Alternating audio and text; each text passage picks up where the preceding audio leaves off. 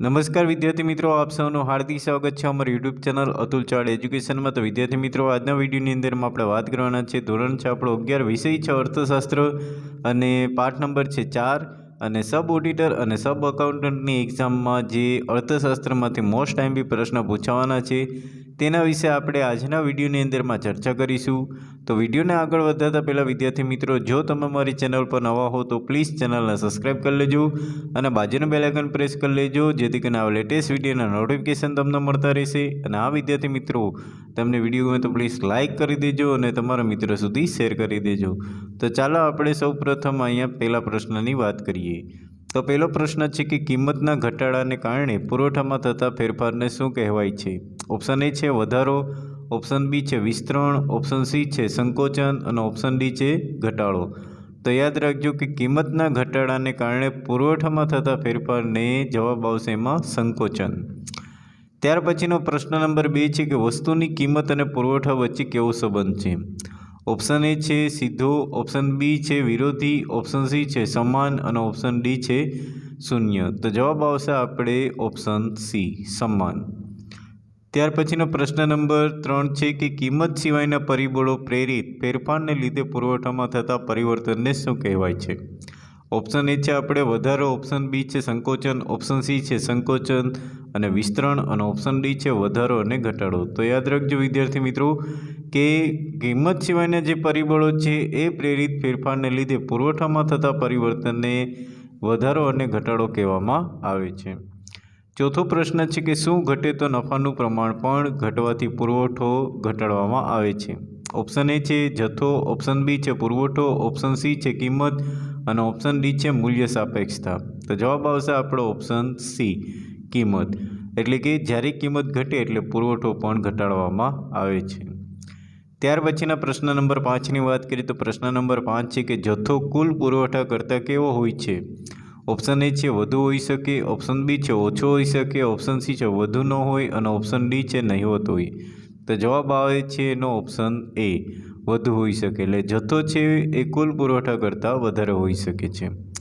પ્રશ્ન નંબર 6ની વાત કરીએ કે ભવિષ્યમાં ભાવો વધવાની અટકળો હોય તો પેઢીના વર્તમાન પુરવઠામાં કેવો ફેરફાર થશે? ઓપ્શન એ છે વધારે છે, ઓપ્શન બી છે ઘટાડે છે, ઓપ્શન સી છે સ્થિર રાખે છે અને ઓપ્શન ડી છે શૂન્ય રાખે છે। જવાબ આવશે આપણો ઓપ્શન બી, શું આવશે તો કે ઘટાડે છે। 7મો પ્રશ્ન છે કે ચોક્કસ સમયે ઉપલબ્ધ સાધનો દ્વારા જેટલા પ્રમાણમાં વસ્તુઓ ઉત્પન્ન થાય છે તેને શું કહે છે? ઓપ્શન એ છે જથ્થો કહે છે, ઓપ્શન બી છે પુરવઠો કહે છે, ઓપ્શન સી છે વપરાશ કહે છે અને ઓપ્શન ડી છે ઉત્પાદન। તો જવાબ આવશે એનો ઓપ્શન ડી ઉત્પાદન। 8મા પ્રશ્નની વાત કરીએ કે વસ્તુના કુલ વેચાણક્ષમ એકમોને પ્રમાણ એટલે શું? તો જવાબ છે એનો ઓપ્શન એ ઉત્પાદન, ઓપ્શન બી છે જથ્થો, ઓપ્શન સી છે પુરવઠો અને ઓપ્શન ડી છે ઉત્પાદકતા। જવાબ આવશે એનું બી જથ્થો, વસ્તુના કુલ વેચાણક્ષમ એકમોનું પ્રમાણ એટલે કે જથ્થો। ત્યાર પછીના પ્રશ્ન નંબર 9ની વાત કરીએ, વસ્તુના તમામ એકમો જે પ્રવર્તમાન કિંમતે ઉત્પાદક વેચવા માટે તૈયાર ન હોય તો તેને શું કહેવાય? ઓપ્શન એ છે જથ્થો, ઓપ્શન બી છે પુરવઠો, ઓપ્શન સી છે ઉત્પાદન અને ઓપ્શન ડી છે માંગ। તો યાદ રાખજો એનો જવાબ આવશે ઓપ્શન એ જથ્થો, કારણ કે પ્રવર્તમાન કિંમત એટલે કે વર્તમાન કિંમતે ઉત્પાદક વેચવા માટે તૈયારી નથી બતાવતો તેને હંમેશા જથ્થો કહેવામાં આવે છે।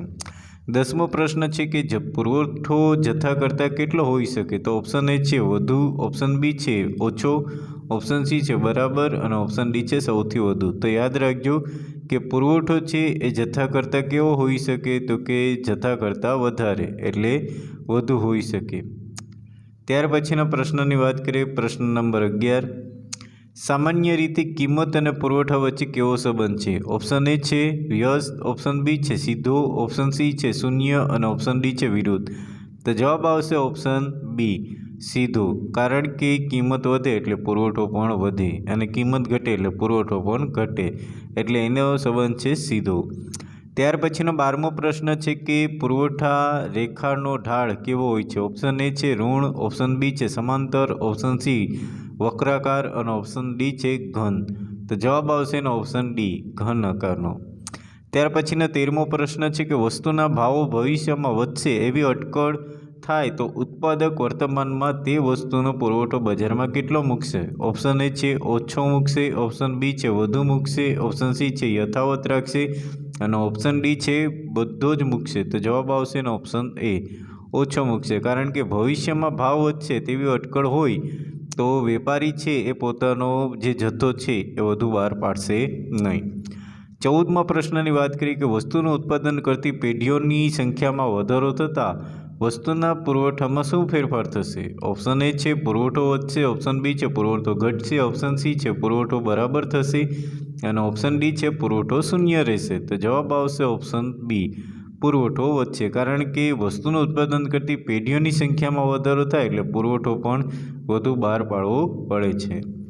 ત્યાર પછીના 15મા પ્રશ્નની વાત કરીએ તો 15મો પ્રશ્ન છે કે રાજકીય સ્થિરતા, કાયદો વ્યવસ્થા જળવાય તો પુરવઠામાં શું અસર થશે? ઓપ્શન એ છે ઘટે છે, ઓપ્શન બી છે વધે છે, ઓપ્શન સી સ્થિર રહે છે અને ઓપ્શન ડી છે શૂન્ય થાય છે. તો જવાબ આવશે આપણે ઓપ્શન બી વધે છે.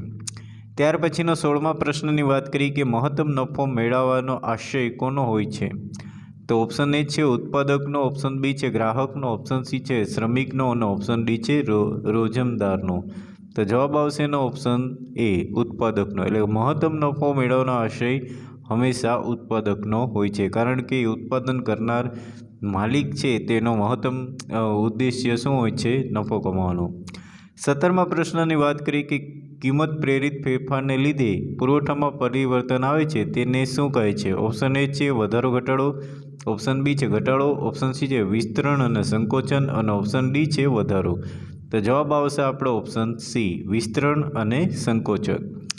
18મા પ્રશ્નની વાત કરીએ કે કિંમત સિવાયના પરિબળોના ફેરફારને લીધે પુરવઠામાં પરિવર્તન આવે છે તેને શું કહે છે? ઓપ્શન એ છે વિસ્તરણ, ઓપ્શન બી છે સંકોચન અને ઓપ્શન સી છે વધારો અને ઘટાડો અને ઓપ્શન ડી છે વિસ્તરણ અને સંકોચન.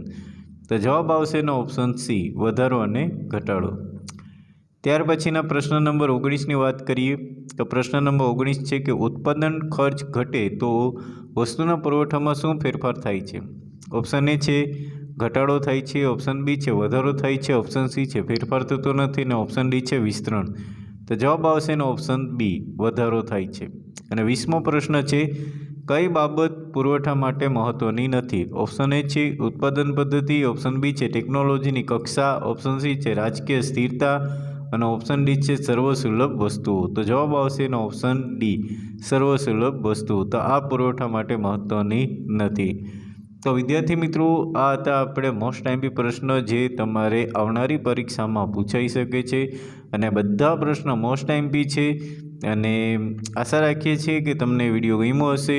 તો વિડીયો ગમ્યો હોય તો પ્લીઝ લાઇક કરી દેજો અને હજી સુધી પણ જો તમે અમારી યુટ્યુબ ચેનલને સબસ્ક્રાઈબ ન કરી તો પ્લીઝ સબસ્ક્રાઈબ કરી દેજો અને તમારા મિત્રો સુધી શેર પણ કરી દેજો જેથી કરીને આવા લેટેસ્ટ વિડીયોના નોટિફિકેશન પણ તમને મળતા રહેશે. હા, અને વિદ્યાર્થી મિત્રો તમારા મિત્રો સુધી પહોંચાડવાનું ભૂલતા નહીં. તો ફરી મળીશું નવા વિડીયો સાથે. તો દરેક મિત્રોને જય હિન્દ, જય ભારત.